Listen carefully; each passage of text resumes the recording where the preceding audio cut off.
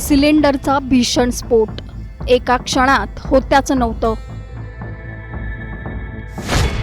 आगीत एकाचा मृत्यू, दोघे गंभीर जखमी. 6 वर्षांच्या चिमुरडीची मृत्यूच्या दाढेतून उडी. कसा वाचवला चिमुरडीने स्वतःचा जीव? धूर, आगीच्या ज्वाळा, किंकाळ्या आणि जीव वाचवण्यासाठी पहिल्या मजल्यावरून मारलेली उडी. ही एखाद्या चित्रपटातील कथा नाहीये, तर पुण्यातील खराडीमध्ये घडलेलं भयावह वास्तव आहे. अवघ्या 6 वर्षांच्या चिमुरडीने मृत्यूला समोरून पाहिलंय आणि क्षणाचाही विचार न करता पहिल्या मजल्यावरून उडी मारून स्वतःचा जीव वाचवलाय. पण त्या घरात नेमकं काय घडलं? सिलेंडरचा स्फोट इतका भीषण कसा झाला? आणि त्या काही सेकंदांमध्ये या चिमुरडीने नेमकं काय पाहिलं? अंगावर काटा आणणाऱ्या या घटनेचा रिपोर्ट या व्हिडिओतून आपण जाणून घेऊया. त्यासाठी हा व्हिडिओ शेवटपर्यंत पहा आणि टाइम्स नाऊ मराठीला लाईक, फॉलो आणि सबस्क्राईब करा. पुण्यातल्या खराडी परिसरातील खानवे नगरमध्ये घडलेल्या घटनेने संपूर्ण शहर हादरून गेलंय. सकाळी साधारण 9:30च्या सुमारास अचानक मोठा स्फोट झाल्याचा आवाज परिसरात घुमला आणि काही क्षणातच एका घराला भीषण आग लागली. स्फोट इतका जबरदस्त होता की आसपासच्या नागरिकांमध्ये एकच गोंधळ उडाला. मिळालेल्या माहितीनुसार घरातील जुना LPG सिलेंडर संपल्यानंतर नवीन सिलेंडर बसवण्याचं काम सुरू होतं. त्यावेळी गॅस गळती झाली आणि काही वेळातच गॅस संपूर्ण खोलीत पसरला. कुठल्या तरी ठिणगीमुळे किंवा ज्वलनशील स्रोतामुळे अचानक स्फोट झाला आणि आग भडकली.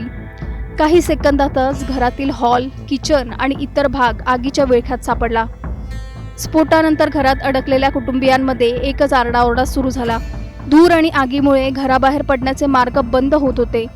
अशा वेळी अवघ्या 6 वर्षांची चिमुरडी निहारिका गीते या आगीच्या विळख्यात अडकली.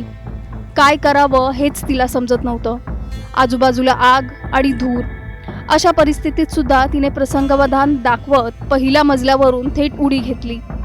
या उडीत तिला किरकोळ दुखापत झाली, पण जीव वाचला. तिच्या आईलाही किरकोळ दुखापत झाली आहे. दोघींवर उपचार सुरू आहेत. दरम्यान या घटनेची माहिती मिळताच खराडी, धानोरी आणि येरवडा अग्निशमन केंद्रातील जवान घटनास्थळी दाखल झाले. अग्निशमन दलाने शर्थीचे प्रयत्न करत आगीवर नियंत्रण मिळवलं. मात्र तोपर्यंत मोठं नुकसान झालं होतं. घरातील furniture, TV, fridge, wiring, geyser आणि इतर अनेक वस्तू पूर्णपणे जळून खाक झाल्या होत्या. संपूर्ण घर धुराने काळवंडून गेलं होतं.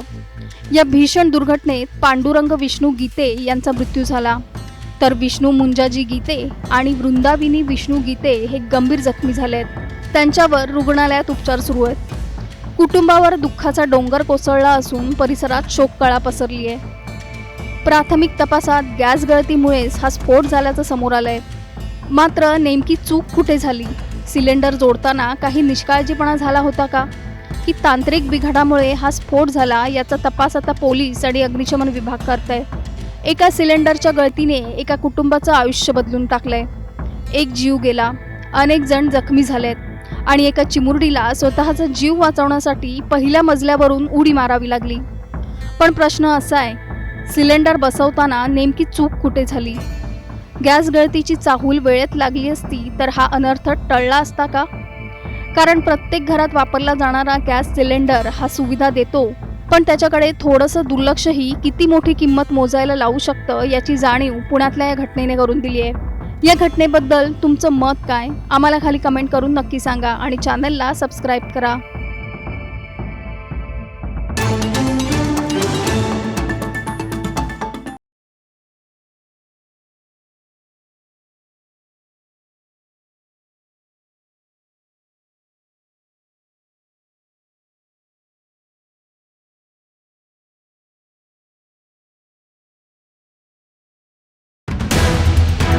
ID कार्डपासून सुरू झालेली ओळख 10 महिन्यांच्या नरक यातनेत बदलली.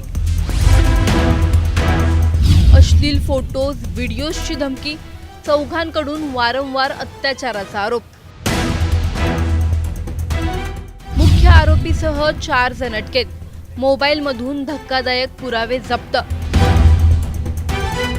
एका मुलीचे अश्लील व्हिडिओ, एकाकडून दुसऱ्याकडे, दुसऱ्याकडून तिसऱ्याकडे आणि चौथ्याकडे देखील तितक्या सहजपणे पोचले आणि एका तरुणीवर वारंवार 10 महिने अत्याचार झाला। ही घटना जर का तुम्हाला महाराष्ट्राच्या बाहेरची, बिहारची वगैरे वाटत असली ना, तर तसं नाहीये बरं का। ही घटना आहे कोल्हापूरची। कोल्हापूर, राधानगरी सर्वत्र या घटनेची एकच चर्चा होत आहे। इतके महिने अत्याचार कोण कसं सहन करू शकतं? या 4 नराधमांनी त्या मुलीचे फोटो व्हायरल केलेच कसे? यांची मुळात साखळी तयारच कशी झाली आणि हे प्रकरण आता उघडकीस कसं आलं, हे सर्व जाणून घेणार आहोत या व्हिडिओमधून। व्हिडिओ शेवटपर्यंत नक्की पहा आणि टाइम्स नाऊ मराठीच्या यूट्यूब, इंस्टाग्राम आणि फेसबुक पेजला फॉलो करायला विसरू नका। कोल्हापूर जिल्ह्यातील एक अत्यंत धक्कादायक आणि संतापजनक प्रकरण समोर आलंय। एका 19 वर्षीय महाविद्यालयीन तरुणीची ID कार्ड बनवण्याच्या निमित्ताने झालेली ओळख तिच्यासाठी तब्बल 10 महिन्यांच्या मानसिक आणि शारीरिक छळाचं कारण ठरल्याचा आरोप आहे। प्रेम, विश्वास, धमक्या, ब्लॅकमेलिंग आणि वारंवार अत्याचार अशा अनेक गंभीर आरोपांनी हे प्रकरण हादरवून सोडलं आहे। पीडित तरुणीच्या तक्रारीनंतर पोलिसांनी तातडीने कारवाई करत 4 आरोपींना अटक केली असून या प्रकरणाच्या तपासात अनेक धक्कादायक बाबी समोर येत आहेत।